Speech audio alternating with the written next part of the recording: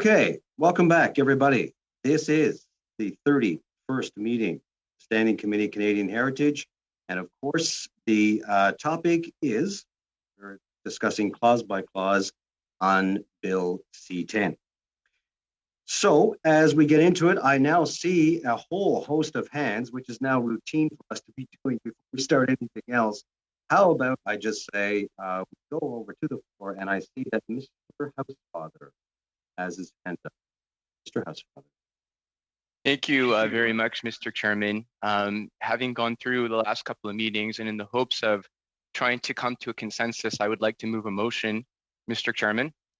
I would like to move that the committee, 1, will consider all amendments proposed on Bill C-10, and should points 2 and 3 below not have been completed at the time the amendments on the bill have all been considered, the committee will pause in its deliberations and not dispose of the bill until points 2 and 3 below have been completed.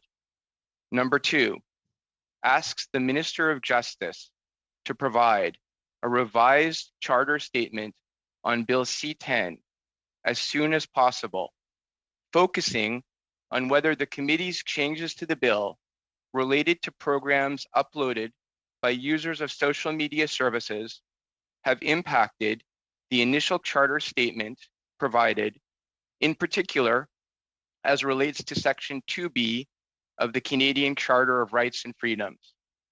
3, invites the Minister of Justice and the Minister of Canadian Heritage, accompanied by relevant department officials, to appear before the committee as soon as possible to discuss the revised charter statement and any implication of amendments made by the committee to the bill. 4, shall take all votes necessary to dispose of the bill once points 2 and 3 are completed and all amendments have been considered. And Mr. Chairman, I have sent a bilingual version of that amendment to the clerk to distribute to the committee. And then I'll speak to it, Mr. Chairman, when you give me permission, and presumably once the clerk has distributed the amendment to the committee, or the motion to the committee. All right. What I'm going to do right now, folks, just to make sure that we're clear, I'm going to give people time to digest this for just a moment. I'm going to confer with the clerk right now to have a look at it, to analyze it a bit in a chair's way, and come back and we'll pick it up from there. So I'm going to suspend for just a few minutes. So please just hang in there for now, just a few minutes. Mr. Chair, just very quickly. One moment, Ms. Harder. Is this a point of order? Because next on the speaking list is Mr. Lewis, I'm afraid. So is this a point of order? Sorry, you're on mute, Ms. Harder, sorry. I'm going to ask for a point of order. Point of order. In the past, when a motion has been presented, we've had it in writing. I'm just wondering if that's possible here. Yes, it will be. That's one of the things I want to check, Ms. Harder. I want to see if we can distribute in writing. I think it's only fair given the amount of material involved. Okay.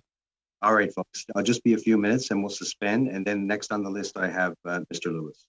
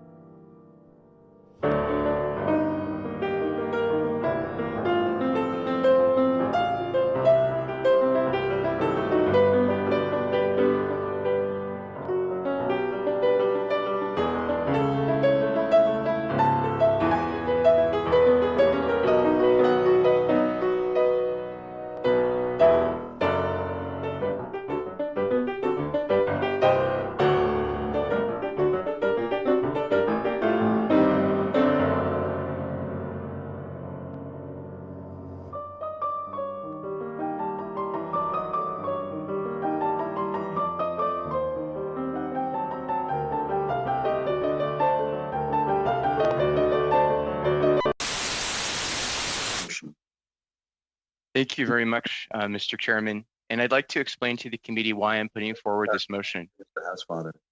Yes, oh, am I not correct, Mr. Chair? Can you not hear me? Sorry. Mr. Housefather, go ahead. Can people hear me? Can you let me know if you can? Okay, thank you. Mr. Housefather, I'm about to say something I say quite often. The problem is not you, it's me. Go ahead. Never, Mr. Chair, never. Yeah. Thank you, colleagues. I don't plan to speak very long. What I wanted to say is, look, we have a committee that has generally gotten along very well. We're a committee that has normally tried to find practicable, pragmatic solutions to see if we can satisfy everyone's desires. There's been a clear desire to have a charter statement. I think we're all agreed that we want an updated charter statement. There's a clear desire that we want the Minister of Heritage and the Minister of Justice to appear before the committee. That, again, is something that I've incorporated into this motion. We believe, at least I think a majority of the members believe, there is no reason we shouldn't continue clause by clause, provided that we do not dispose of the bill, meaning that we, until number 2 and 3 have both happened, that we receive the charter statement and that the Minister of Justice and Minister of Canadian Heritage appear before the committee, we do not take final votes on the bill. We will stop.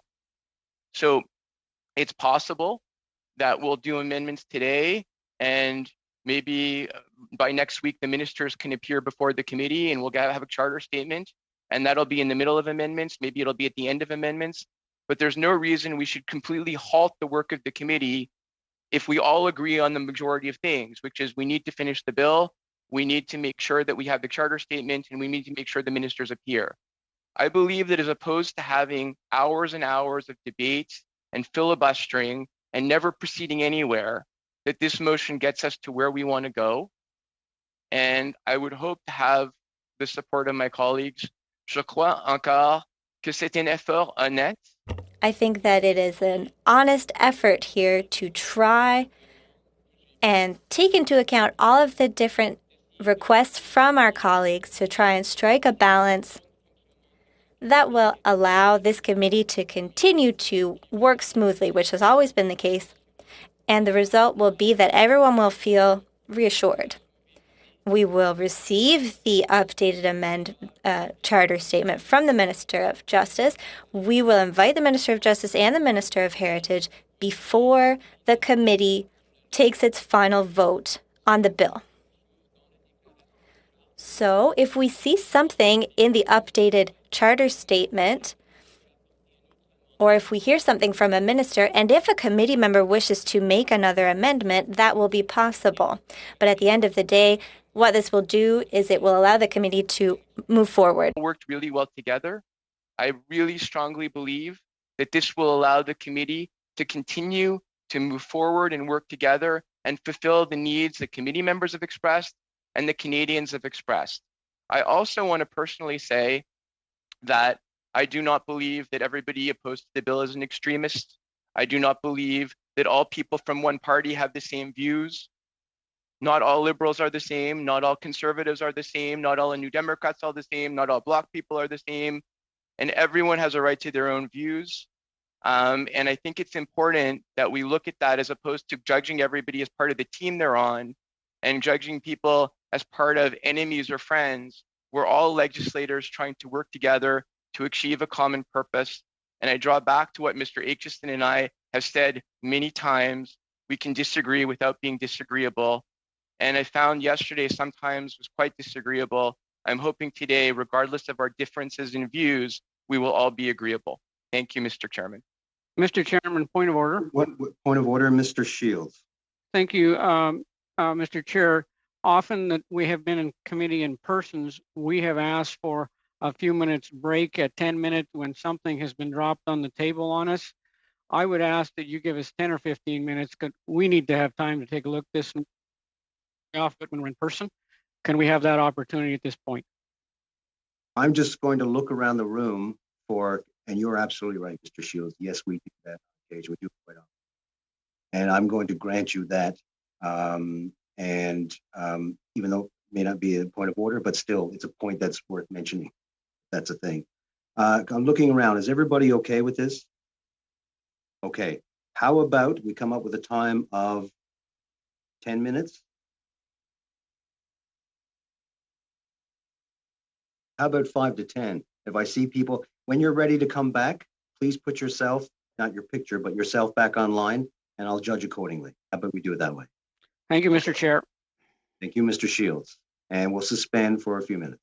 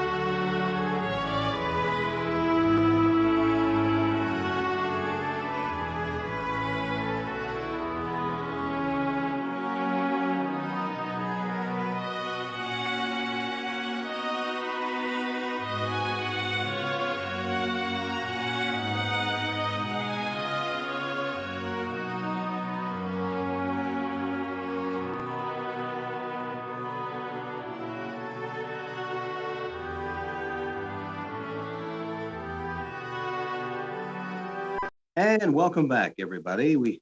After our little break, good to see you again. When we departed, Mr. Shields was requesting and granted the break.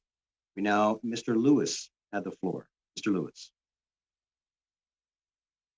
Yes, thank you. So you know what, I appreciate the time, but I believe in the interest of moving things forward, my colleague has said everything that I would have said anyway. So I would concede the floor, and thank you. Okay, Mr. Lewis. Ms. Harder. Thank you. So I understand the intent of this motion, which of course would be to proceed going forward, looking at the clauses within the bill as they stand now. And then the member is suggesting that we would go back at the end, that we would seek a charter statement at that point in time. And then he's committing that if there are any changes that would be needed, that of course they could be done at that time. I just think it's worth noting, however, that in order to go back, in order to visit those clauses and that have been carried, they can only be revisited with unanimous consent. So if we get to that point where we've gone through this bill from start to finish, and then we get a charter statement that tells us it's not compliant, the only way we can make changes is by having unanimous consent, which then allows certain individuals or parties to hold this bill hostage, to have veto power, to determine that actually, no, they're not going to let us go back and make changes. So that seems a little scary to me. I don't know that I trust the intent of the Liberal Party. All due respect, Chair, and with this bill, I haven't seen evidence that would suggest that I should be able to trust their intentions. I mean, for days on end, the minister himself, Minister Guilbeault, and the Prime Minister and the Parliamentary Secretary insisted that this bill was, quote, crystal clear in terms of its protection of individuals' content posted online.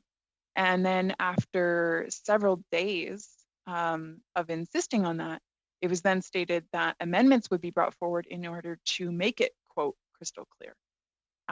So that is a little wishy-washy. And I think, you know, having done that, it makes me question, first off, the intentions of the party that put forward this bill, the governing party.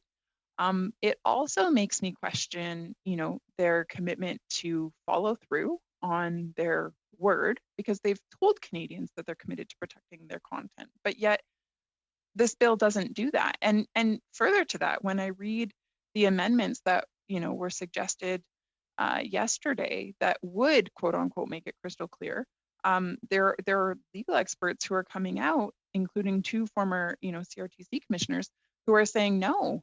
The amendments that are put on the table by Ms. Brusen, or I should say suggested by Mr. Brusen, actually don't clarify this piece of legislation. They don't bring greater clarity. They actually muddy the waters further, and they don't provide that protection that Canadians are seeking. That's a problem. That's a problem, because then it begins to feel like the Liberal members are trying to mislead the members of this committee and mislead the Canadian public. Again, that's a problem.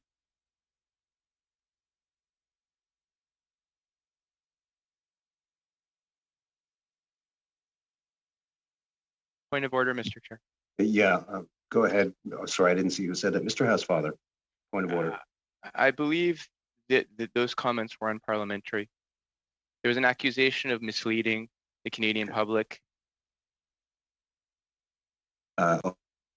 Yeah, I think we're in a position now where we're all familiar with each other enough to police ourselves into the language that we can use. We know of several rulings in the House of Commons themselves about unparliamentary language.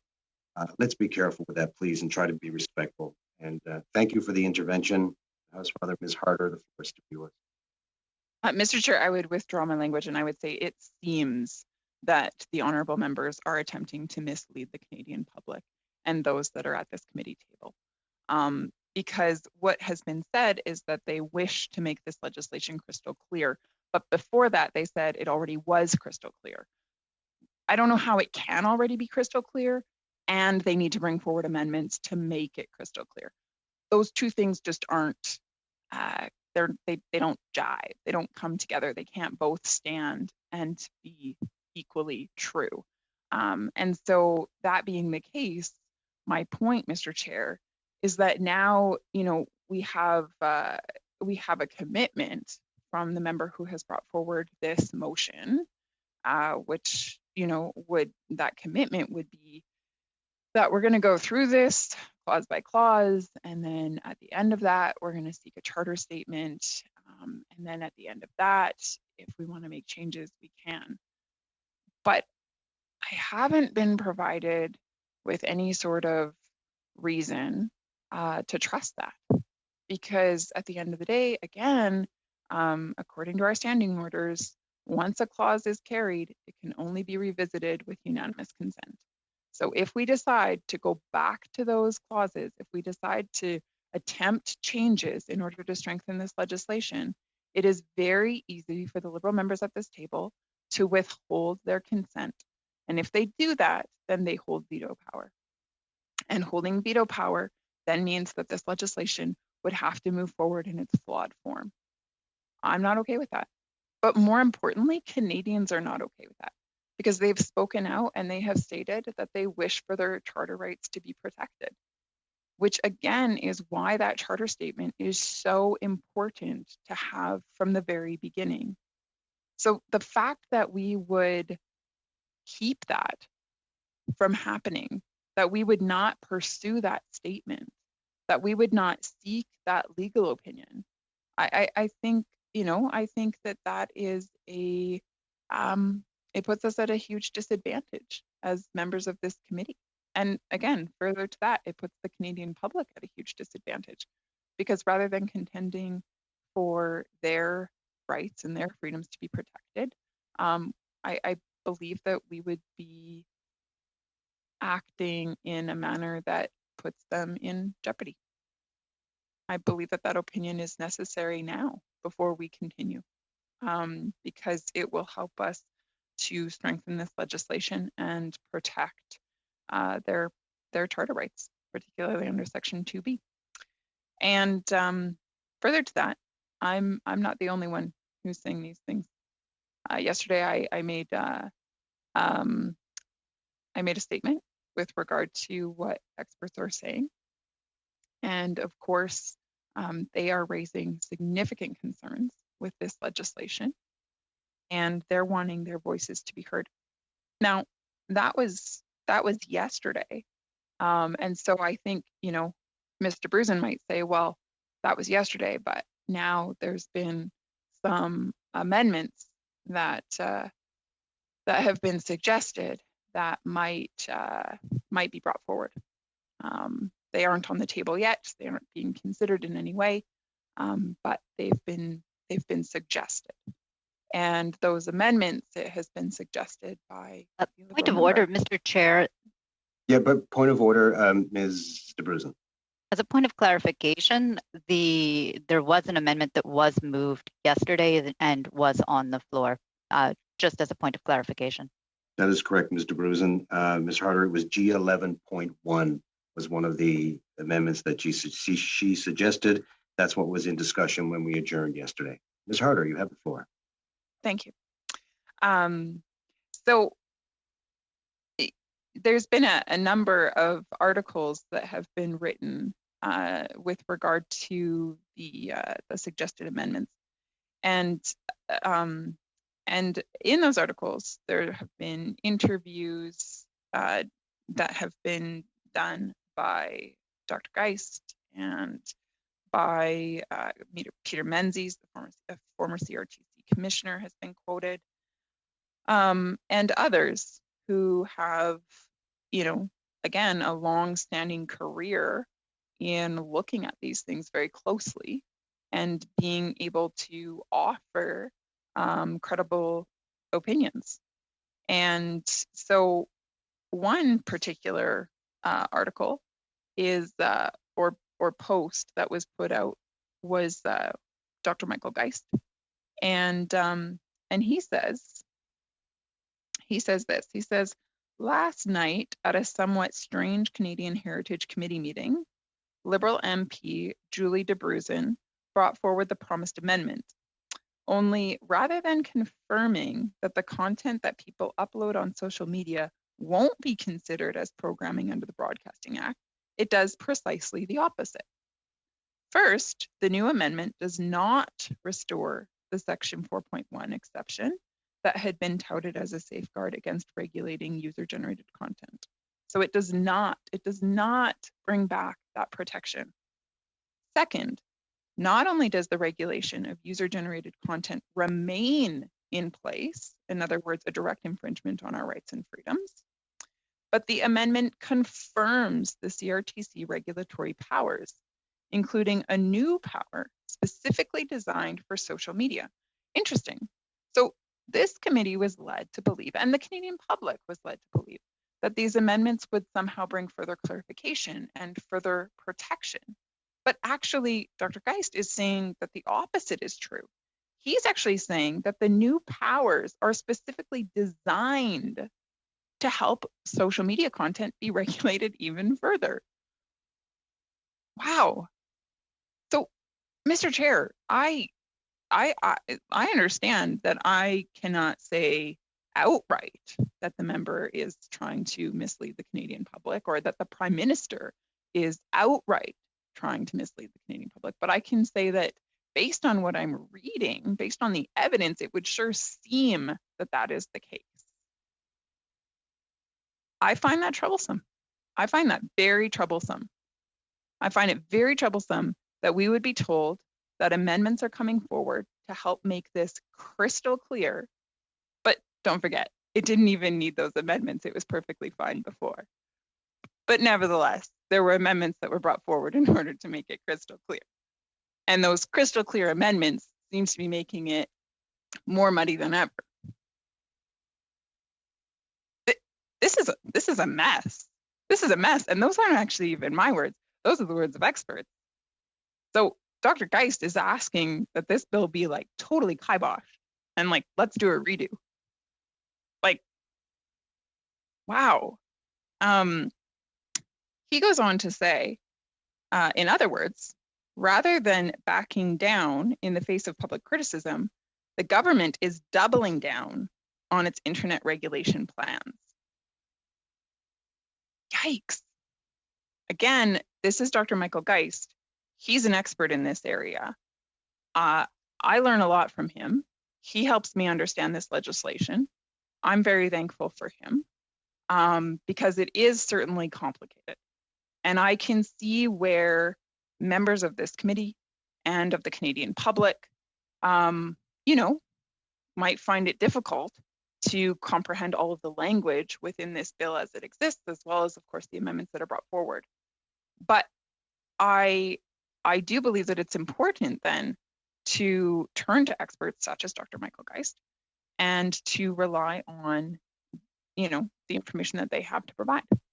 Now, what he is saying is that these regulations then, the amendments that have been brought forward, again, they would allow for social media platforms to prioritize or even insist, not actually just allow, but actually insist that they prioritize some content over others. In other words, the government will direct the CRTC, which will direct social media platforms to give preference to some content over others. So if you like dogs, dog videos get to stand. Don't like cats, cat videos gotta go. Maybe you don't really care for a policy that's brought forward by the Liberal Party of Canada. Ugh, don't want you speaking out about that. So that video, that's gotta come down. But maybe you want to hear people talk about the importance of planting poplar trees. So you let that video stand. Look, I understand that one of the honorable members in particular is laughing at this, but I don't know that this is laughable. I don't know that it's laughable to attack the charter rights of Canadians, to impose upon them a regulatory measure that would only allow certain material to remain standing and insist on other material to be taken down. I don't know that that's laughable. I don't know that Canadians think that's funny. I think they value their charter rights. I think in particular, Point of order. They Point of order, Mr. Housefather. I have two, Mr. Chair. Number one, this is the second time that Ms. Harder referred to members allegedly doing something. As we know, only the speaker is on the screen, Mr. Chairman, and I don't believe that you were allowed to refer to what people may or may not be doing when they're not visible to the public. That's number one. Number two, I've been listening very carefully to my colleague, and while she's making comments about the bill, and they're very welcome to make comments about the bill, she has not spoken to the amendment in particular, the motion on the floor in particular, for now 11 minutes. And I do believe no matter how far you allow people to stray, Mr. Chairman, this is going quite far. Thank you, sir. Ms. Harder, yes. Okay. Point number one, that is true. When it comes to the House of Commons, we don't like to point out what people are either present or not within the context of the meeting that is here. Now, in a virtual world, these rules get changed as we move along. I would ask that people refrain from doing that, and I would like for you to do that as a common courtesy as much as it is part of the new procedures in this virtual world. On the second point, yes, as Mr. Housefather points out, I am one that allows a field of flexibility that is probably more than any other chair. However, Ms. Harder, he does have a point with the time that has been consumed thus far, and back to the motion. If you could veer back towards that field of focus, would be greatly appreciated. Thank you so much. Ms. Harder, you have the floor. Thank you, Chair. Again, I would contend that it is unhelpful, possible, but unhelpful to consider the motion that has been brought forward without understanding the greater context of the bill. I mean, after all, the motion is being brought forward in reference to the bill, the legislation. So the fact that all of my points have been directly related to Bill C-10, I believe puts me on the right track and within the confines of what this is all about. Back to Dr. Geist, because like I said, I think he has some very helpful things for us to consider. He goes on to say the amendments establish some limitations on regulation that restrict what the CRTC can do with regard to user-generated content. But the overall approach, he says, in quotes, is indeed crystal clear. He goes on to explain what that crystal clear looks like. He says user-generated content is subject to CRTC regulation under Bill C-10, with the result that the content of millions of Canadians' feed on TikTok, Instagram, and YouTube will now be CRTC approved, as it establishes conditions to mandate discoverability of Canadian content. Point of order, Mr. Chair. Point of order, Ms. Ian. Yes, just making sure that we are sticking to the motion. I thought you made it clear that that's the route we were going to take. So just making sure that that's what we're doing. Doesn't seem that way to me. Okay, let's, as I've said before, let's go back to within the field range of what this is about. Ms. Harder, you have the floor, please. Thank you. Sure. Let me revisit the motion here. I'll just read it out loud so we all understand what we're talking about, and just to refresh my own memory. The committee will consider all amendments proposed on Bill C-10, and should points 2 and 3 below not have been completed at the time the amendments on the bill have all been considered, the committee will pause in its deliberations and not dispose of the bill until points 2 and 3 below have been completed. Point 2, asks the Minister of Justice to provide a revised charter statement on Bill C-10. Okay, so good. We're talking about Bill C-10. That's good.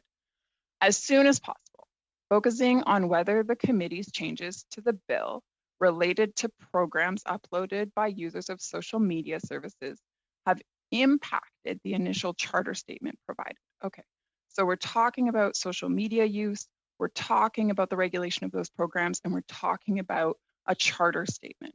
Got it. In particular, as relates to Section 2B of the Canadian Charter of Rights and Freedoms. Oh, that's great. We're talking about the Charter of Rights and Freedoms too. Invites the Minister of Justice and the Minister of Canadian Heritage, accompanied by relevant department officials, to appear before the committee as soon as possible. I love that language. It's so descriptive and precise. To discuss the revised charter statement and any implications of amendments made by the committee to the bill. 4, shall take all votes necessary to dispose of the bill. Now, interestingly enough, all votes necessary would mean basically just one vetoed vote after another, once points 2 and 3 are completed and all amendments have been considered. Good. Okay. So I've refreshed my memory. I now understand the scope of this amendment. I do believe that everything I have talked about thus far still fits within this amendment. And so I will proceed.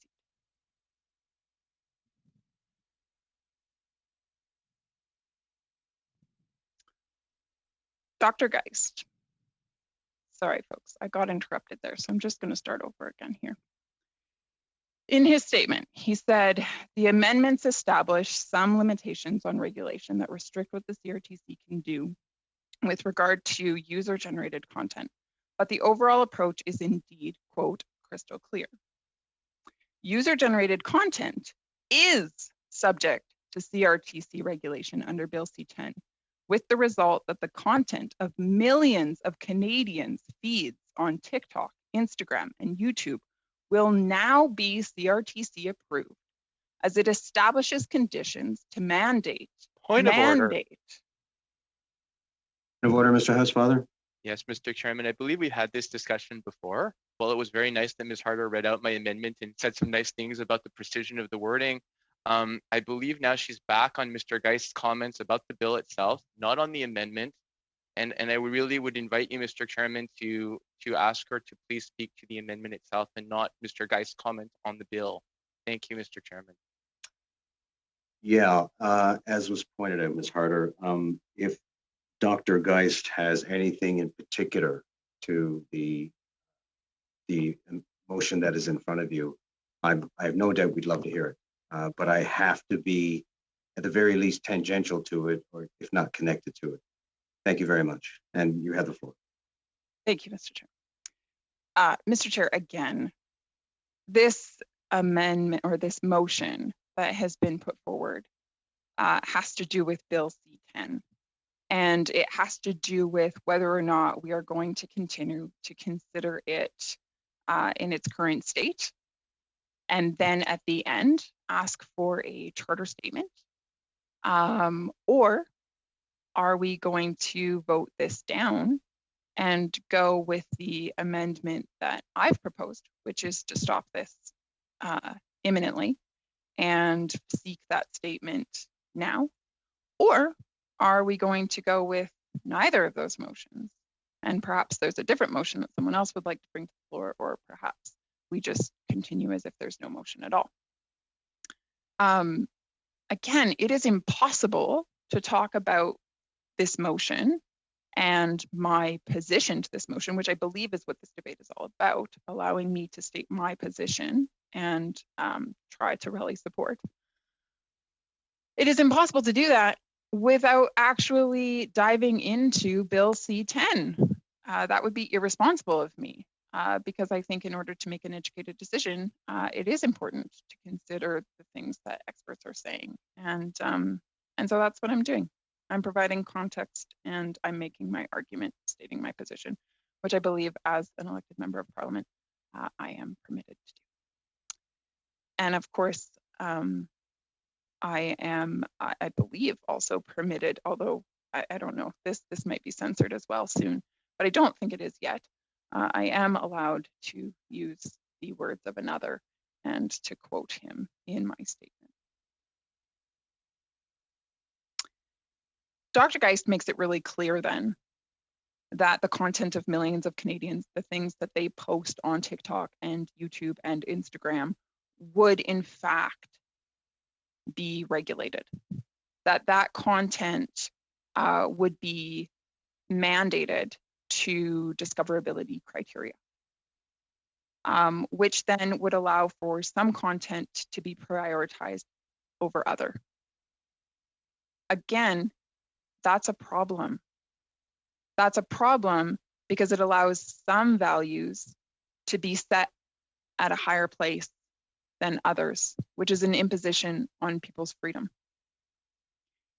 If we were to seek a charter statement, it would allow us to understand the implications of the bill as it stands. Point of order, Mr. Chair. Ms. Mazian. Again, just looking at the parameters of this and staying within those parameters, Mr. Chair, making sure that we're doing that. Thank you. Thank you. Ms. Harder, I noticed in section 2 of this particular amendment, it says particularly as it relates to section 2B of the Canadian Charter of Rights and Freedoms, so on and so forth. Yes, I understand what Dr. Geist had to say and about the charter, but you need to tie both of that into this particular motion and point it out, and you have the floor. That's in, thank you. I'm not sure how I could be more directly related to the bill than when I'm talking about the result of us moving forward at a rapid pace versus slowing it down and seeking a charter statement now. That's the statement that I was making when I was interrupted by the member, and I'm sorry, I'm just not sure how I could be more in line with what this motion is about. I think that's the entirety of the motion, and I'm happy to go back and read it again if that would be beneficial. Though I think there's probably no one here that would like me to do that. So I'll just continue with making the points that I was making before.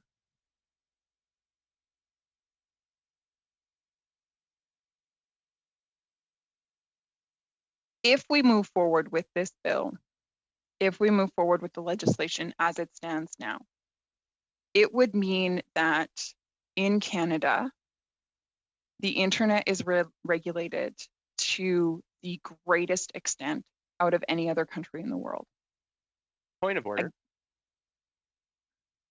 Mr. Hausfather, point of order. The internet being regulated to the greatest extent in the world has nothing to do with the motion before us, which is a procedural motion of how the committee should proceed, Mr. Chairman. I respectfully would say that had we moved forward and canvassed members, we could have voted both on my motion and then Ms. Harder's if this failed by this point. This is purely a filibuster, Okay. Mr. Chairman, and she's straying so far from the before motion. Mr. Hausfather, before we go into a matter of debate, which is where we're drifting, let's also realize that there's flexibility within the preamble of what she's saying and linking it to the motion. I think she just started out on something rather new. I do not want to presuppose where people are going in their logic. Goodness knows mine goes madly off in different directions on occasion. Nevertheless, I'm going to give some leeway at the beginning of her thought to tie it all together. And if she doesn't, I will look for her to do just that. Thank you, Mr. Hausfather. Ms. Harder, you have the floor.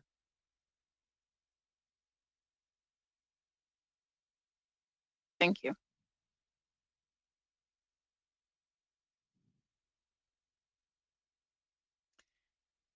It is contended then that there is good reason for not regulating the content that individuals post online, because it does implicate freedom of expression and it raises a ton of questions with regards to how these social media companies will determine what content should be prioritized over others. For this bill put power into the hands of the CRTC to then regulate social media platforms. Excuse me, point of order. I'm hearing a point of order, but it sure is from the back of the room somewhere. Madame Bissette, it sounds like it, but you have to lower your boom mic, ma'am. Oh, sorry.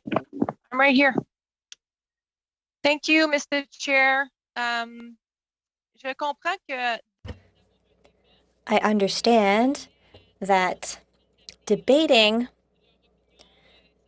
is good for allowing certain people to express their opinions, but at this time I don't understand why we're having a debate. So could you clarify that? Thank you. To clarify why we're having a debate, Madame Bissette? Did I get that correctly? no, I said, say it in English. I said that I'm not seeing this as being a debate because there's only one person speaking. A debate is multiple people giving their opinion or on different arguments. Madame Bissette, she has the floor. Ms. Harder. Okay.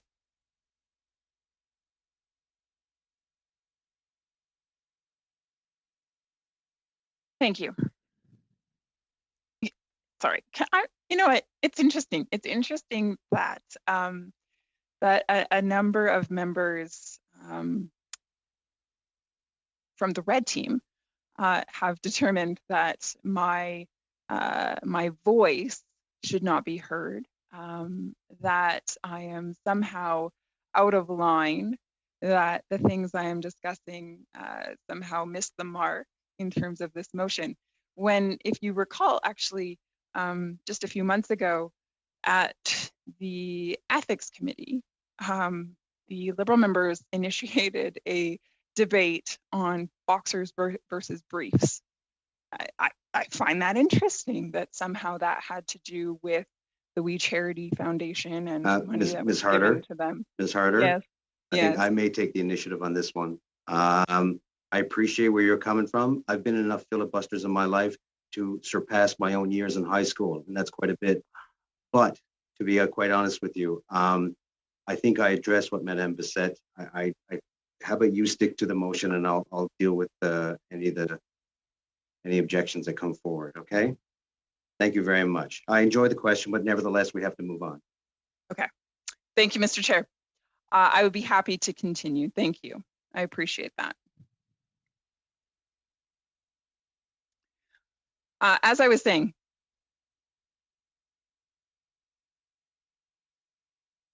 it is a widely held belief in free countries that the content that individuals post on social media should not be regulated. Because as soon as it is regulated, it is an imposition on their freedoms. Then we go down a path of censoring what is okay and what is not okay to be said, what is okay and what is not okay to be expressed, what is okay and not okay to think or feel, what things are okay to like and what things are not okay to like. The government talks about Canadian content. Okay. And then they talk about preserving, quote, social culture. Okay. Or, quote, Canadian culture. Okay. Who defines these things? I'm curious, who is going to be the arbiter of what preserves Canadian culture? And since when is respect for the Canadian Charter of Rights and Freedoms not considered an utmost point within protecting Canadian culture? I mean, shouldn't that be the very first thing that we're wanting to do if we truly, truly desire to preserve Canadian culture? Should we not then want to allow Canadians the freedom to express their opinions, to hold their own beliefs, to put up a video that they would wish to post? Now, I understand when we go down the road and we get into things like hate speech. I understand that. That's why we have the criminal code. The criminal code protects people from things like hate speech. But what we're talking about here today is the content that an individual posts on their social media page because it's the public square, because that's where they engage in conversation with friends and family and the general public. And the content that individuals post there, the things that they say there, the videos that they share, the beliefs they express, should not be subject to regulation. So this bill would mandate that that is in fact the case. And it has been raised by many that this implicates freedom of expression and that it raises a huge amount of questions with regards to people's charter rights. For us to continue considering this bill in its current state would be a mistake. And the reason being is because then we would be considering this legislation as it stands now, which it's already been stated clearly by multiple experts on the topic, including former CRTC commissioners, that this legislation goes too far, that it is overreaching, that it infringes on the rights and freedoms of Canadians. And so to suggest that we would keep going, and then once we get to the end, we'll do a charter statement or seek a charter statement.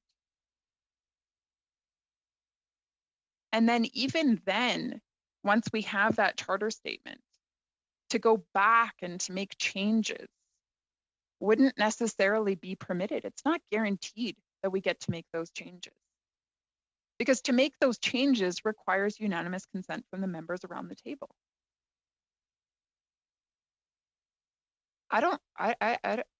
Canadians don't want us to go there. Canadians don't want us to bind our hands. And that's exactly what would be happening. We'd be handcuffing ourselves. So it's better that we get the charter statement now before continuing.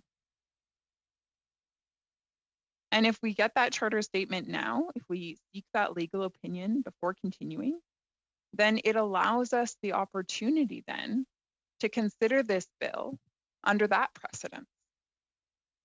And then we can make the changes that are necessary as we go along.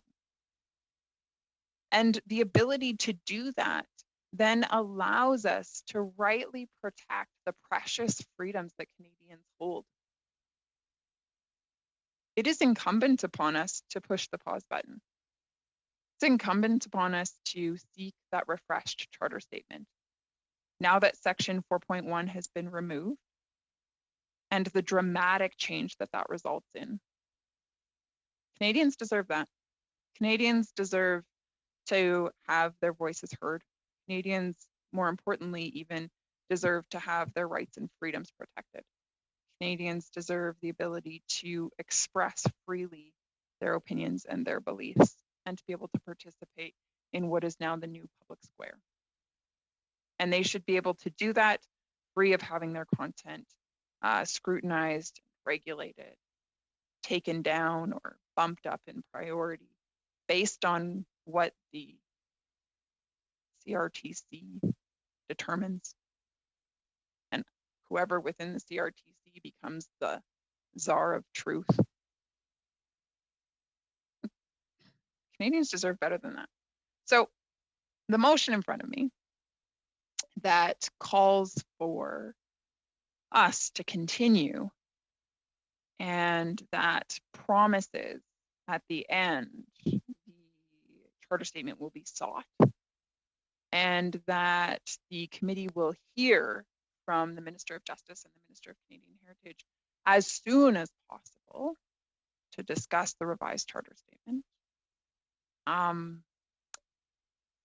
That motion, that request is not good enough. It's just not. It's not good enough for Canadians.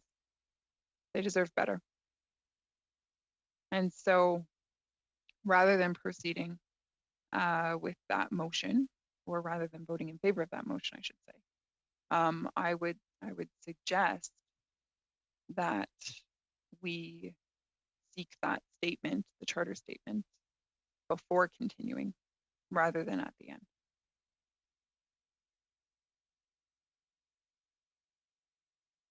I think I'm done for now. Monsieur Reyes.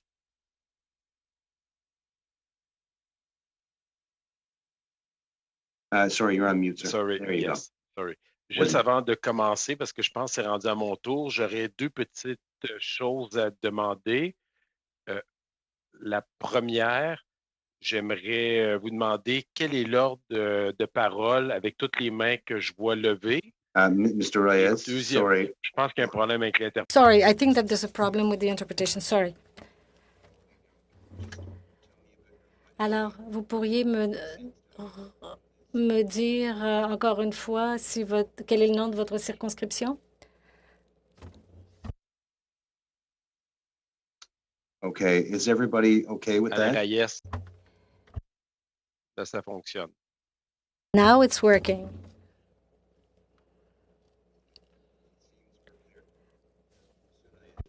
Parfait. Donc, Monsieur le So, Mr. Chair, before I take the floor, I would have a question.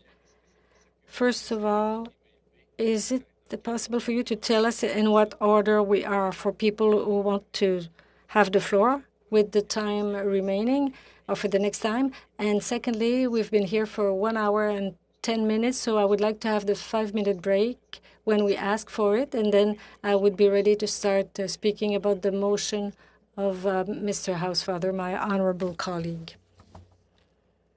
Thank you, Mr. Reyes. I'm going to take you up on that bio break if everyone is in agreement for 5 minutes. But before I do that, very quickly, if you look at the side of your screen, your name automatically goes on top if you do something. My screen here, however, has the actual list of people who did key in when they were supposed to key in or tap in, or whatever the right word is. So right now, sir, I have you. Following that, I have Mr. Champoux, Mr. Aitchison, Mr. Manley, Mr. Brusen, Ms. Ian, Madame Bissette, Mr. Lewis, Ms. McPherson, Mr. Waugh, and Mr. Shields. Apparently, everybody's talkative on a Friday afternoon. That's quite a list. So, folks, 5 minutes or less. I'll look for you to come back on screen and we will reconvene.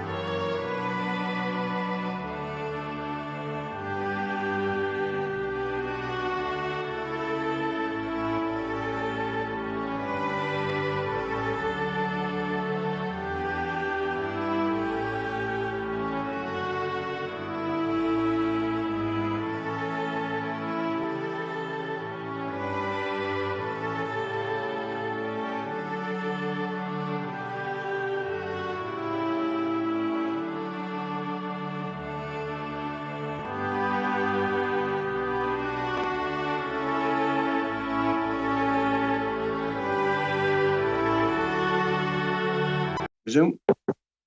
Welcome back, everybody, from a little bio break. Good to see everyone. Let's go back to Mr. Reyes, who has Reyes. Est-ce que ça fonctionne? Is the sound working? Oui. Thank you, Mr. Chair, to give me the floor so that I can speak to my colleague's motion.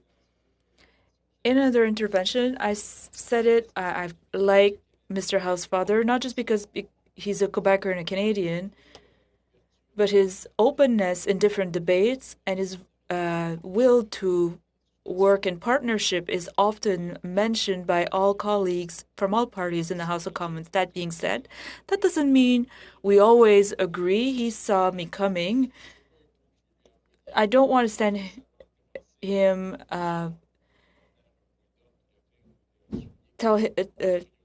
say the wrong things, but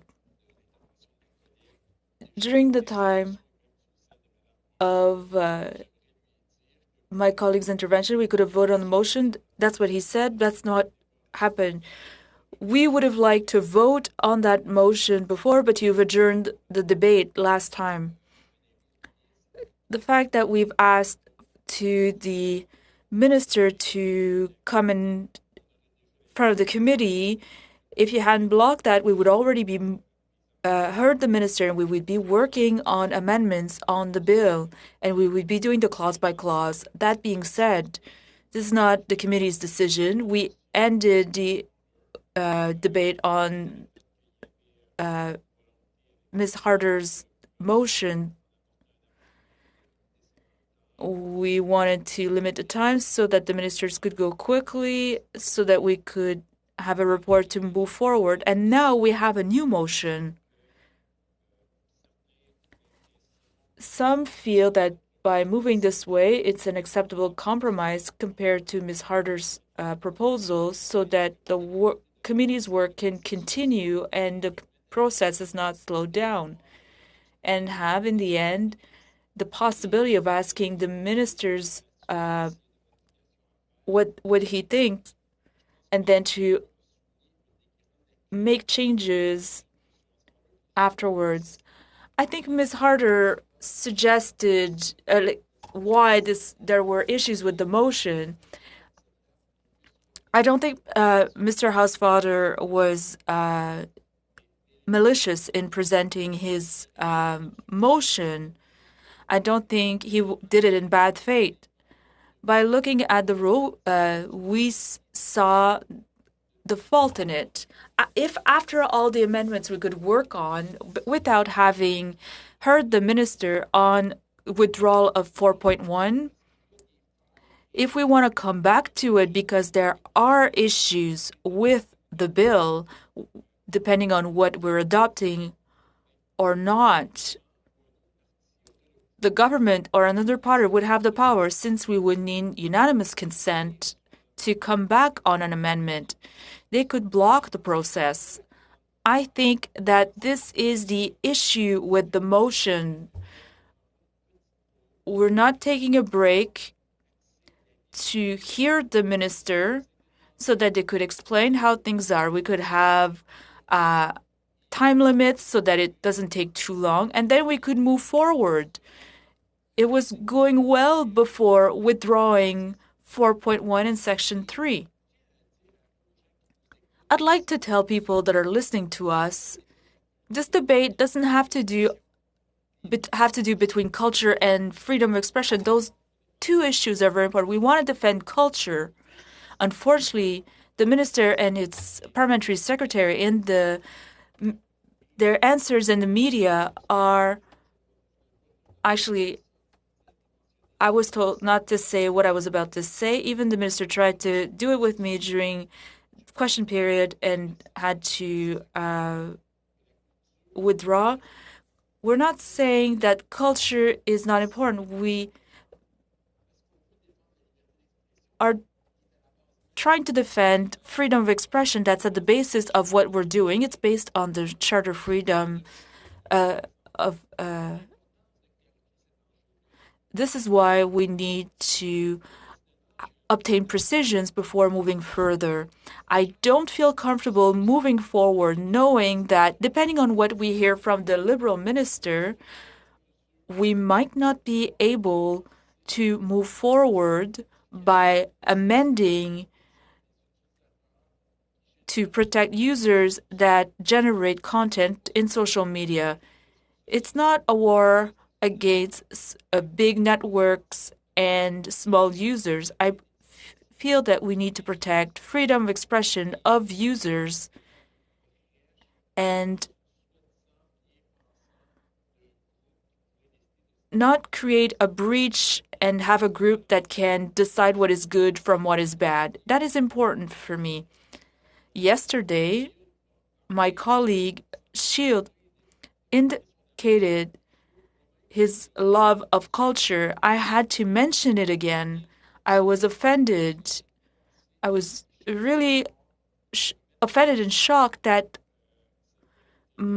my will was put into question. We've met with organizations, we've put forward amendments to protect French culture in the previous amendments.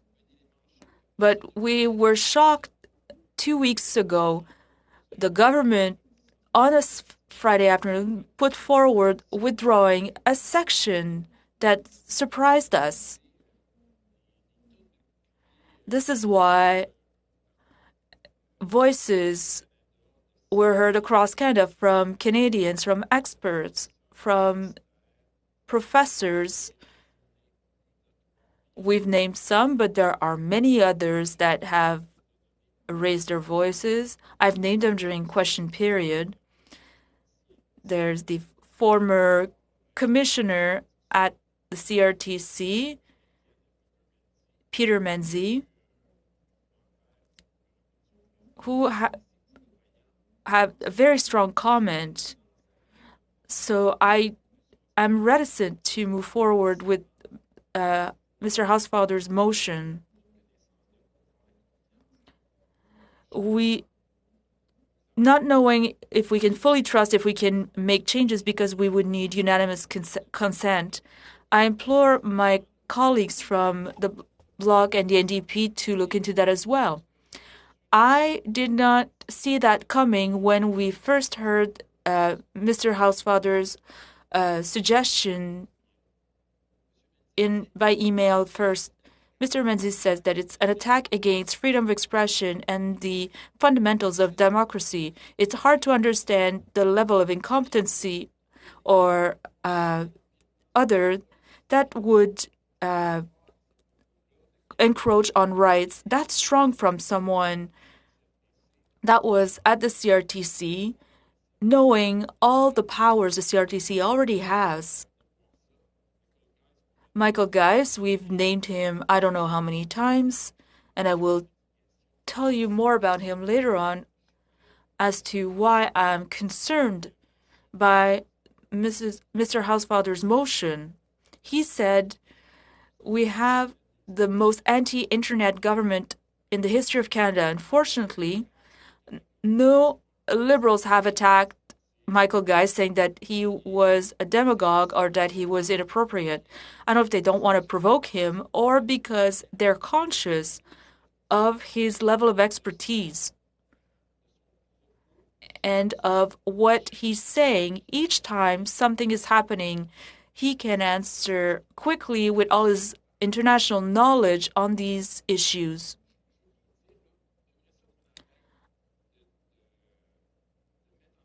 Would like for us to oppose the cultural field and others.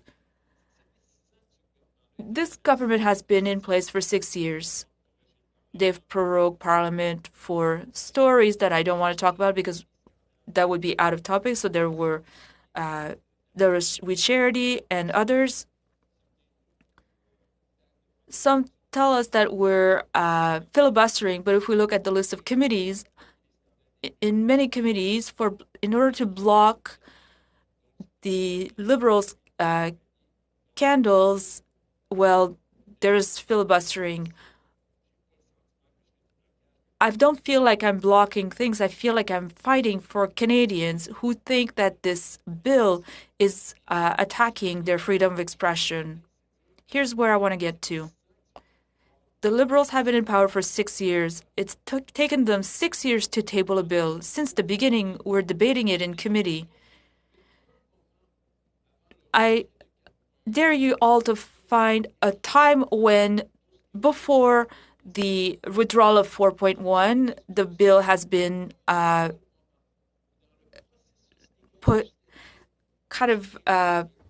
not gone forward in the right way.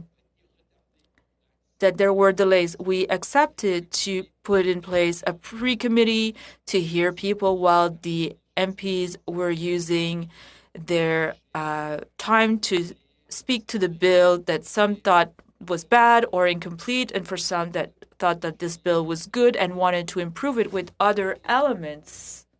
Même dans le comité, là, les libéraux appuyaient des amendements des conservateurs, le NPD du Bloc, le Bloc du NPD.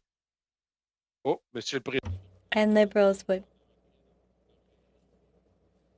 Que ça a été corrigé.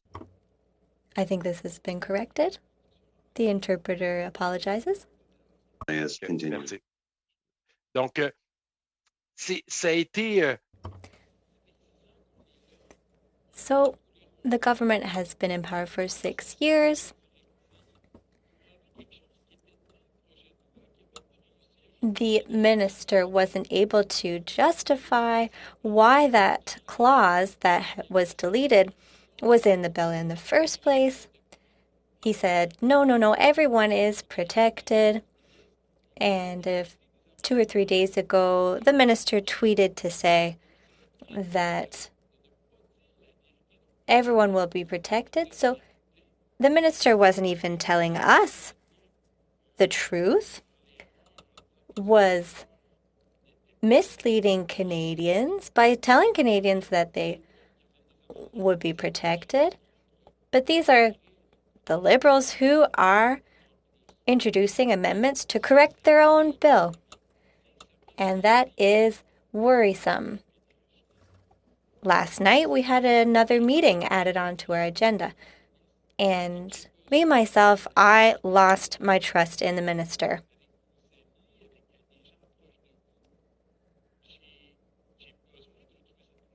I need to find that trust again. We know how trust works. With people in our lives, people close to us, it can take years to build trust. And it was the minister's responsibility to prove to us that he is being sincere and honest. And the best thing he could do would be to allow us to take a break of just a few days. I'm sure the minister, as we speak, is working on his statement very hard, calling on his entire team. I'm sure that they are listening in to every meeting to hear what we're saying.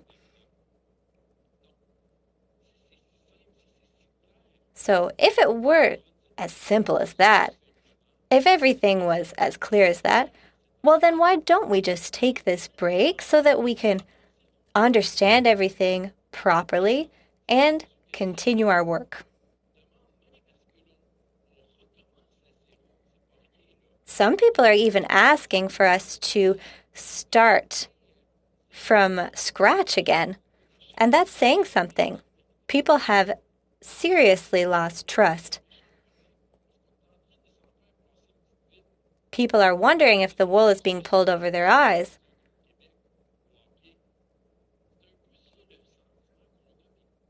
That's the feeling that we're observing.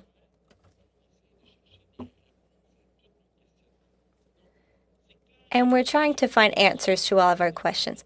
So Mr. Housefather tabled a motion. And as I said, I'm sure that he has a true desire to strike a compromise here. But a compromise on what? It was because the government deleted Clause 4.1 that all of this began. I think the mistake has been made. It must be corrected.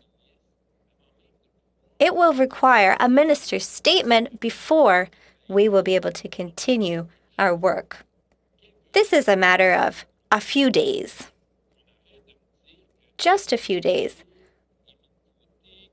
So I would like to stop being told that we're neglecting the cultural sector.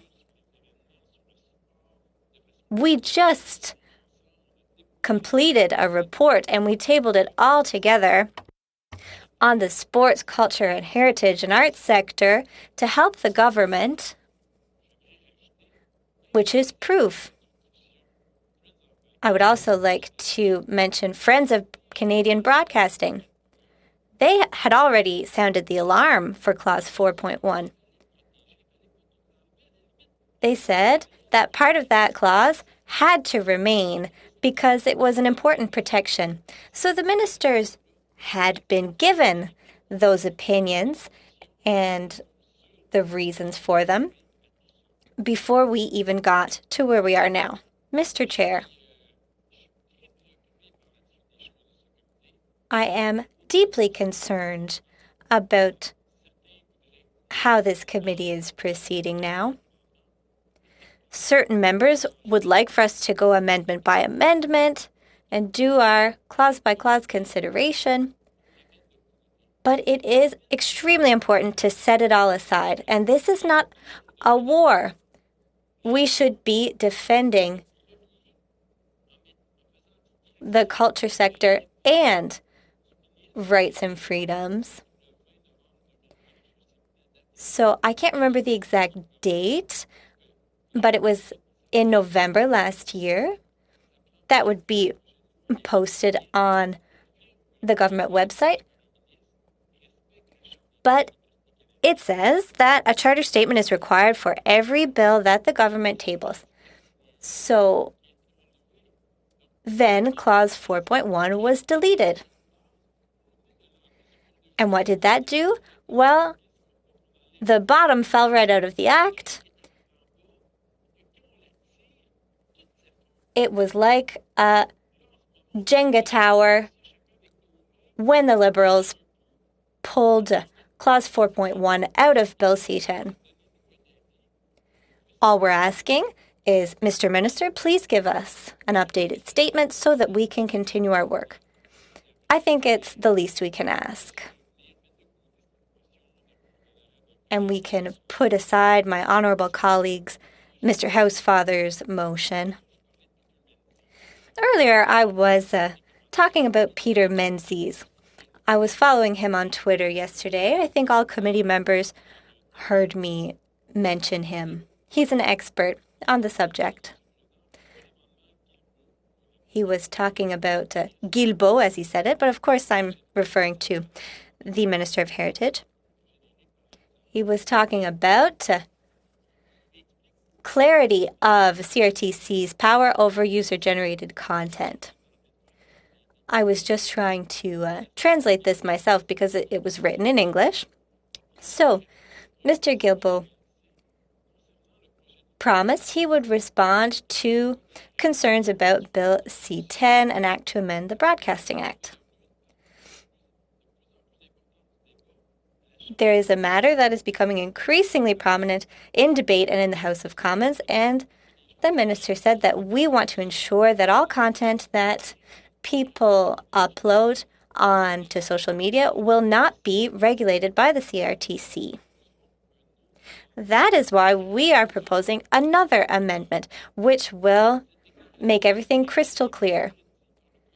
That was repeated again on Wednesday by Prime Minister Justin Trudeau in the House of Commons. We were very clear that this was not to regulate user-generated content online. This amendment will make things clear for everyone. But the Prime Minister contradicted his minister. The minister contradicted himself when he was talking about the deletion of Clause 4.1. And now, last night, and I'm going to quote Dr. Geist,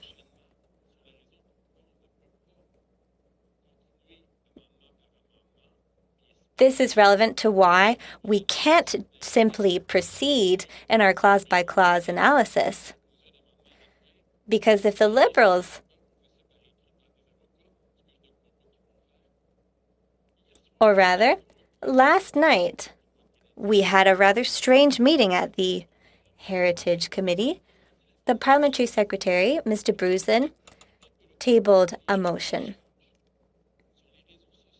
regarding user-generated content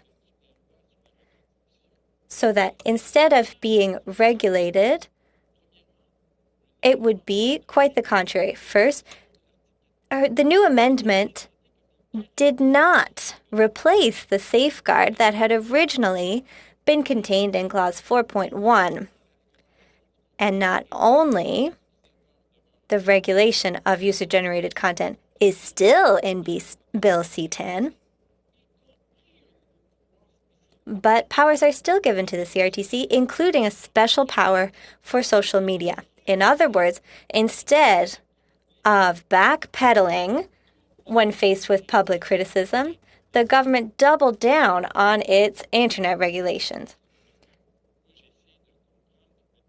Unbelievable. The minister, with his officials, put 4.1 in place to protect individuals, deletes it, says that individuals are still protected, says it's no longer the case, tables an amendment, and experts are still saying that the minister made things worse than ever. And now we have Mr. Housefather's motion. So, Amendment G.11, I would like to continue on this. So this is a professor of law, an expert on the matter at the University of Ottawa. He said that this strengthens the CRTC's powers, and he references the CRTC's, how the Commission can issue orders regarding broadcasting undertakings.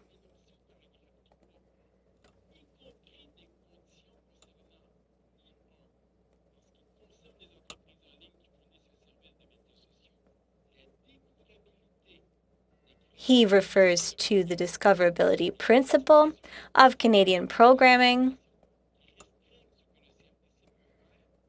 which restricts what the CRTC could do when it comes to user-generated content, but the overall approach was very clear. User-generated content is subjected to CRTC regulation under Bill C-10, such that content posted by millions of Canadians' content will be legislated. This is crazy what I'm telling you here. When I see an expert as articulate as this one on this subject, I cannot go along with Mr. Housefather's motion. So, the regulation of user-generated content in this way in Canada is extremely problematic. And I'm still talking about Mr. Geist here.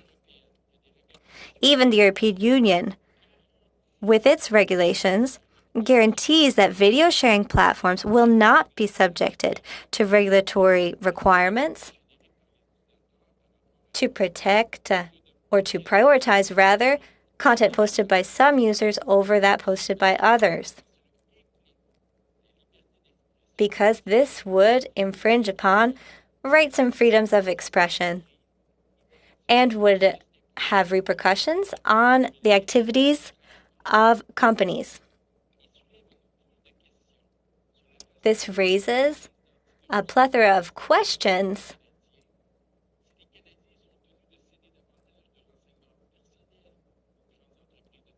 what will happen if Canadians have to give personal information to companies? What will be done with people's personal information? Here, we're getting into personal information that these major players could obtain, and what that would be possible for them to do under these new regulations. So we need an updated opinion. And I worked in education, and I think that to continue without clarification would be extremely problematic. So we need to understand the project. We need to be familiar with it. we can't move forward with the project. And when it comes to this bill, we can't move forward without clarification. Personally, I do not feel comfortable considering what I've heard from experts supporting Mr. Housefather's motion. Now, G11.1 will be the next amendment that we would discuss in clause by clause. But I don't think that we can proceed without hearing from the Minister of Justice. If we adopted Mr. Housefather's motion, we would continue in clause by clause. But if the Minister of Justice decides that it's necessary for us to go back, at that point, we would not have the possibility of doing so without unanimous consent.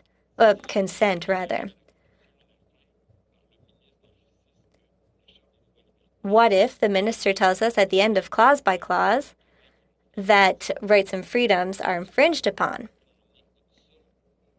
I think that when we hear from experts, we need to keep this in mind.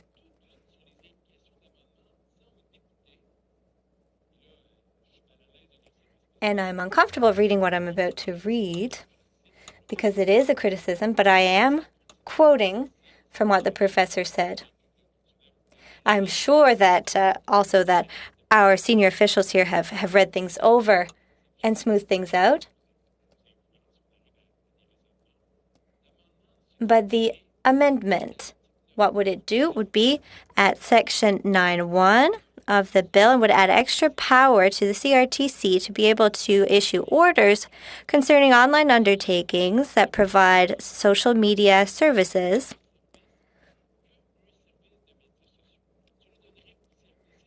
So the CRTC would be able to issue orders around discoverability of Canadian-created content and programming.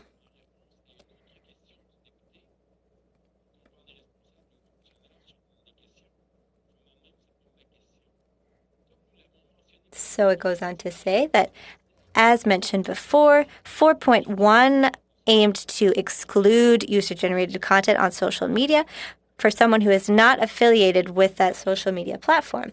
Then Ms. de Bruzen tabled an amendment.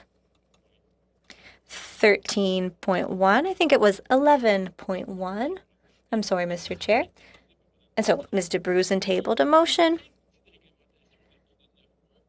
So which tool from 9.1 would be implicated? And I'm getting to the end of Mr. Geist's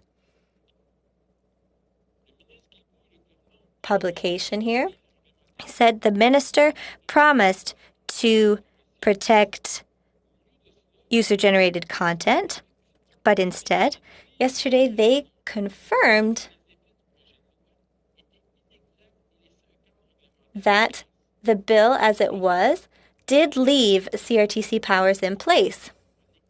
In the Toronto Star, there was criticism posted on social media and said, and this part is important, freedom of expression also includes the right to be free to have a viewership or readership. This requires more algorithm transparency. So this is where we see the difference. Some might say the subject is complicated, it's difficult to explain it, it's a war between the major players. Algorithmique.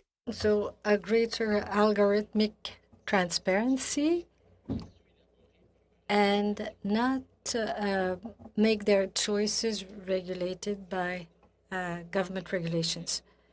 So I can look at that from various angles.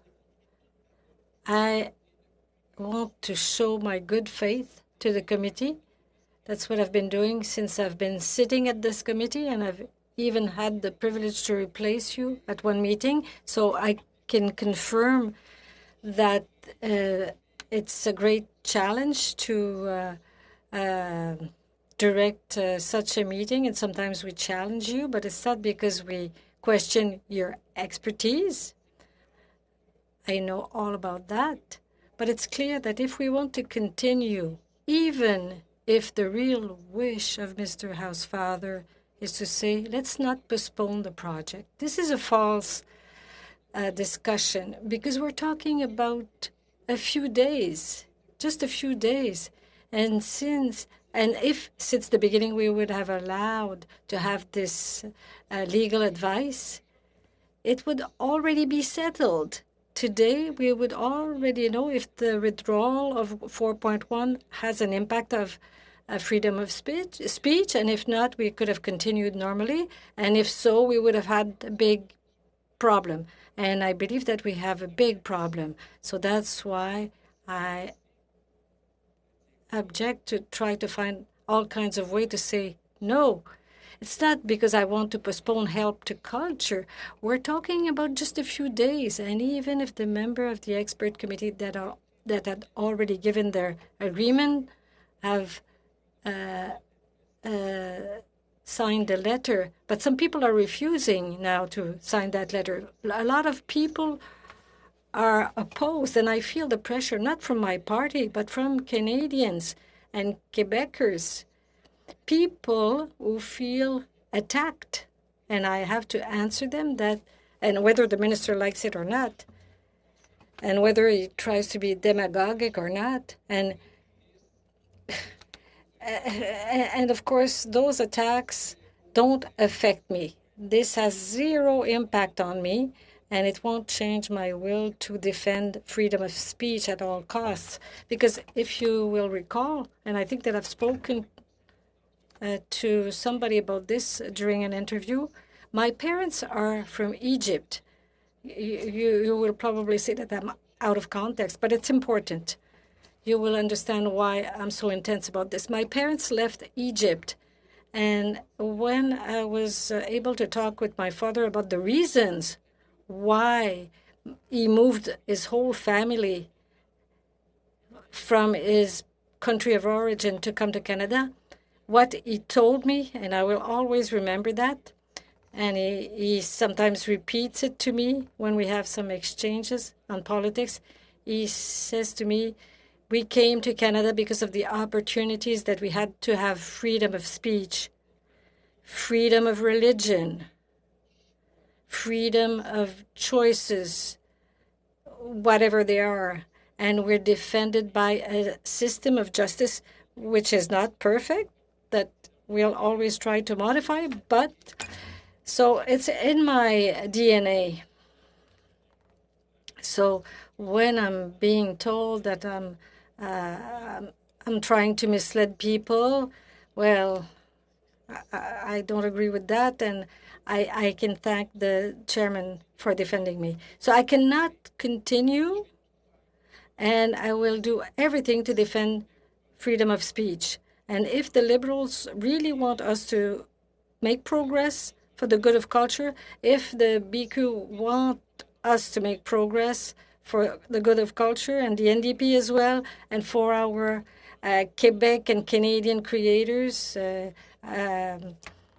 whoever they may be, to have this Quebec or Canadian or Acadian identity in the country, well, at the basis of that, you have freedom of speech. And here it is attacked. And maybe the minister, sincerely, I know Mr. Guilbeault a little bit. He's not a bad guy. Of course, he used to be an activist. Point of order. Ms. DeBrusen.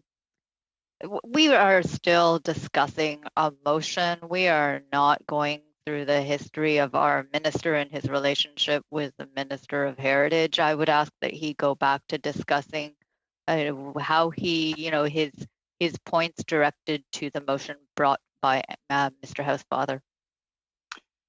Yeah, I assume you must be sick of my analogies by now, but nevertheless, I don't mind you weaving around the road, but please do not pass the guardrails.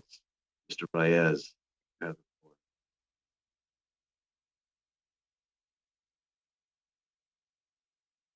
Merci, Monsieur. Thank you, Mr. Chair, and I think that everyone will understand why I've been talking about Mr. Guilbeault. It's because I have a past relation with him, because I used to be a mayor and he was pro-environment, and we had several projects together. So I said that in spite of his activist past or background. Mr. Reyes. Point of order. Mr. Reyes, before you do your point of order, Mr. Reyes, I think we're kind of back on the same subject. If we could cut to the chase on that one, please. Back to the motion, that'd be great. Ms. DeBruzen, do you have a point of order? No, that response. Thank you. Thank you.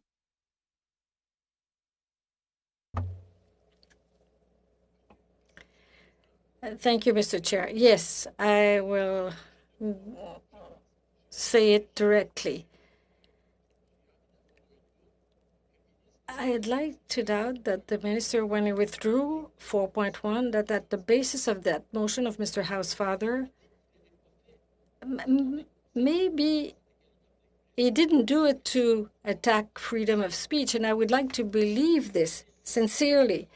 But if it were the case, if it was really sincere, why refuse to have a new legal advice from the Justice Department? So maybe he didn't do it in bad faith. Maybe he made a mistake during his interview, or he didn't look at his notes to see if it was at the basis of 4.1.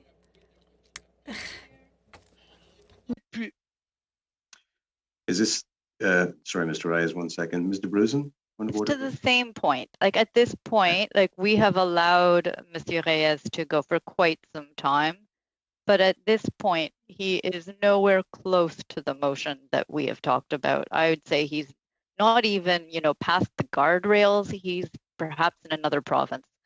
So perhaps if we could bring him back, that might be helpful. Right. Yeah. Monsieur Reyes. Oui, Monsieur Reyes.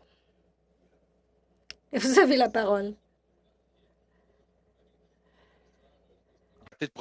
I haven't changed province because we're all at the same place virtually.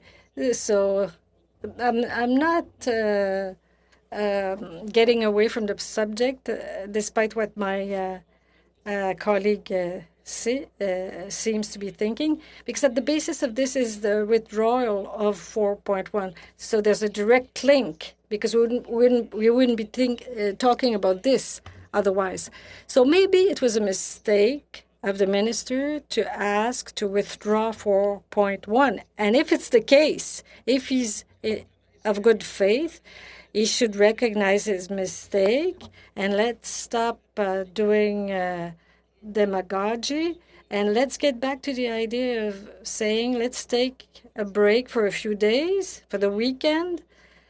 We have a week in our riding, and before the summer, let's give the chance to the Minister of Justice to give us an answer, and then we can continue. But now, for now, unfortunately, I feel that the Liberals wouldn't want us to take that break, and I understand that they know that the Minister of Justice won't give that favorable legal advice, that 4.1 is attacking users, and maybe the changes that could be made afterwards, because the motion specifies exactly that. We will continue amendment by amendment to progress, but we know how it works. We will need unanimous consent to correct things, what we won't have when the time comes, because the Liberals will have the opportunity to block us. They've been doing that for 2 weeks, and it doesn't work. We see it with the answers of citizens and with the letters that we get. I've never seen that in my office. It's on an issue that doesn't seem to be in the media in Quebec, but Canadians and users are reacting, and we know that we're fighting big players. It's a fight between big and small players, and we know that people are on social networks. We may like or dislike social networks, but we don't have any choice to play with that. And we have to find some kind of balance with that. And we cannot deny them and think that they won't exist anymore. We have to find a fair and equitable way to legislate all that, but not by attacking the users. And here, and I will conclude with this, Mr. Chair, the motion of my colleague, and I will reopen it because my screen has been turned off. So the motion of Mr. Housefather, and I hope that he won't be insulted because I said at the beginning that I really believe that his goal was a noble goal.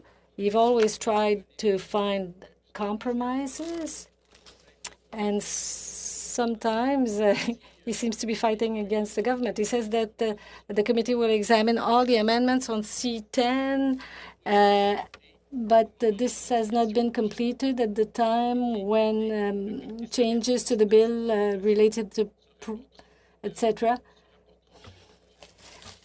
Tant que les points 2 et 3 ci-dessous n'auront As long as points 2 and 3 have been completed, to ask the Minister of Justice to provide a revised charter statement on Bill C10 as soon as possible, focusing on whether the committee's changes to the bill related to programs uploaded by users of social media services have impacted the initial charter statement provided, in particular as it relates to Section 2B of the Canadian Charter of Rights and Freedoms.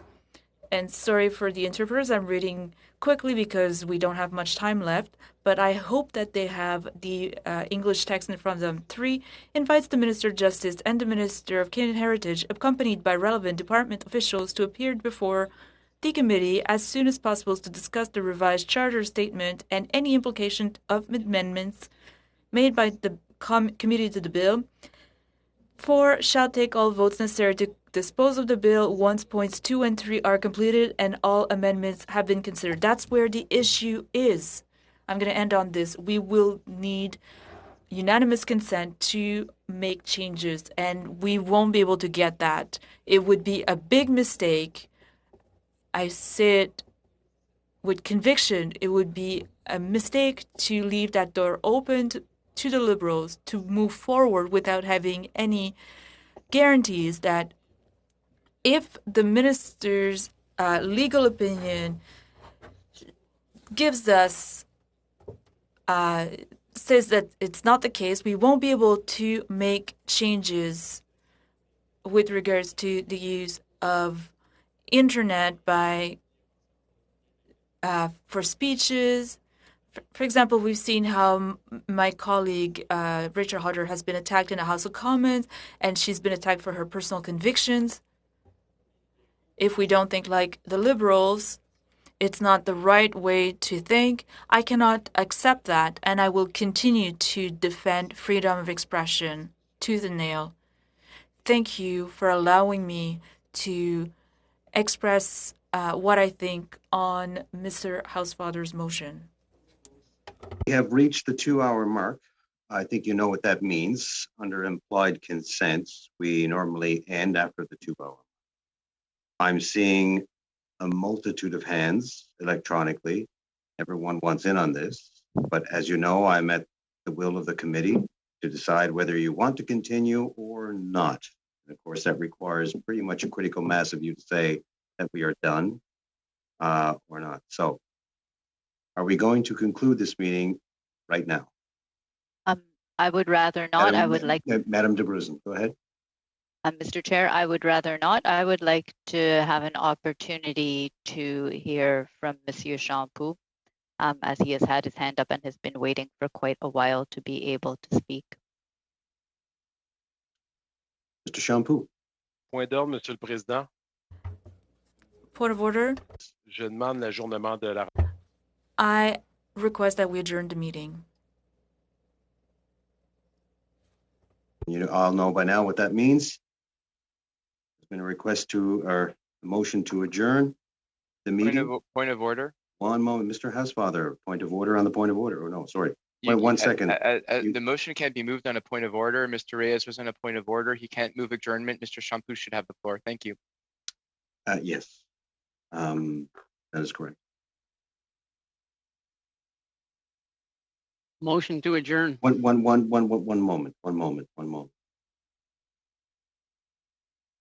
Where? Mr. Reyes. Okay. We have to go to Mr. Shampoo. Mr. Shampoo. Merci, monsieur. Thank you, Mr. Chair. It's unfortunate that we're asking for adjournment while we were talking about freedom of expression for such a long time and how important it is to express ourselves.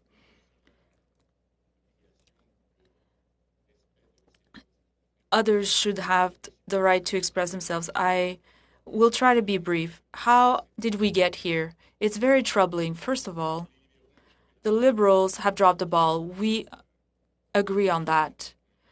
Dropping 4.1 without taking precautions to reassure users as to their freedom of sharing their content. Also,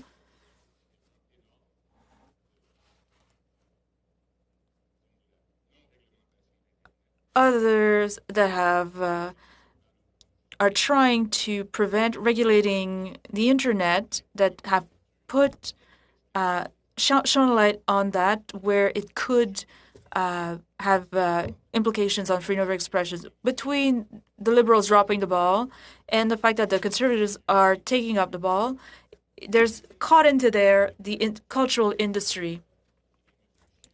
My colleagues Reyes and Shield have told us that they love culture, and I don't have any doubt about that. They seem to love culture. That being said, culture is paying the price of what we're doing right now. You're citing Mr. Geis, but there are the other experts that have said other things. I'll talk about Mr. Trudel and Madame Simard. I'm convinced that most of you know what Mr. Trudel has said,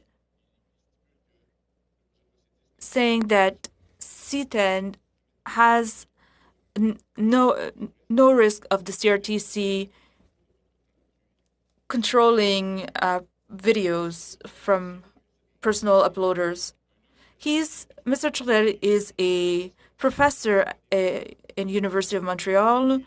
He's an expert on internet regulation. Madame Simard and Mr. Trudel were part of the Federal Committee on reviewing broadcasting acts.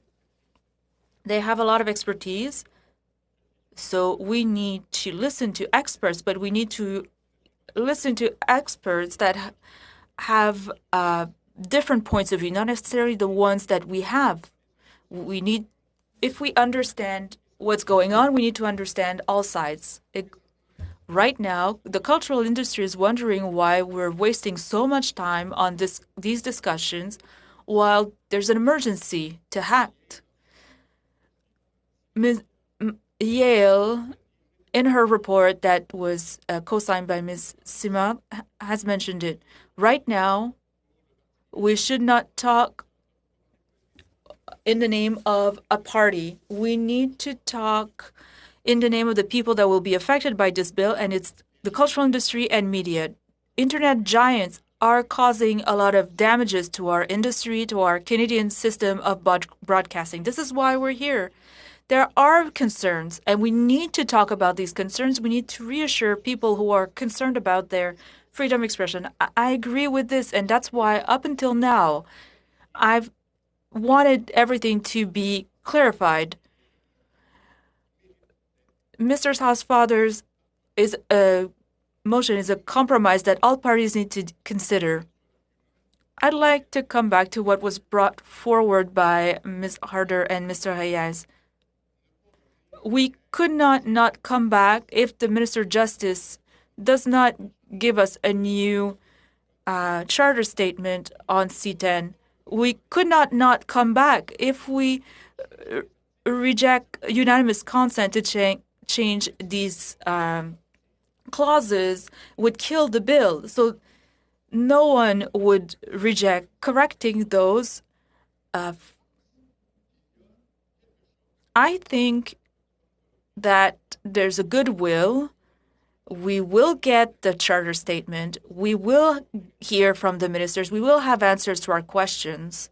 And we won't have to vote on this bill until we've had those guarantees. The Bloc Québécois would never vote for a bill if there was a risk for freedom of expression. In the meantime, we could work on other clauses and make the bill move forward. This bill has been requested by the cultural industry in Canada, in Quebec. I know that you want to move forward. All parties want to move forward. We need to be open and ensure that freedom of expression is protected in any way possible. In the meantime, we must continue to work to improve this bill. We all agree with the fact that this bill needed a lot of love to be acceptable. We also must respect the democratic process. If we respect that process, we need to respect the fact that members of the committee can vote together on a motion that seems acceptable. If we, as the Conservatives have mentioned, if we want to come back to Ms. Harder's motion, we need to vote on the motion we have before us right now so that the committee can continue with the democratic process. Mr. Chair, I believe that it's reasonable. We owe it to Canadian and Quebec creators. We owe it to the media and cultural industries. It's time to move forward with a good compromise. Thank you, Mr. Champoux. That puts us back into the same situation, folks. We are now over 2 hours long. I'm looking at everyone saying wants to say goodbye or not. Okay. I see a lot of hands waving in this direction, assuming that you want to call it a week and get ready for your weekend. Very well then. I will say this though. I have to put something on your radar if that's okay, and it won't take very long. As you know, we passed a motion on March 26th that the committee extend the hours of meeting during clause-by-clause consideration of Bill C-10. That's the extending of hours. The second thing it calls for is hold any additional meetings required to make the necessary changes to the Outdated Broadcasting Act, move the bill to third reading. That was adopted by the committee. That is why we had the meeting last night. Therefore, this tells me I will endeavor to find meetings during the break week if we are still in C10. If we are still considering clause by clause. I'm saying that because that is the will of the committee. I just want to give you a heads up and a week and a bit before break week so you can plan accordingly if we get close to that date. Okay?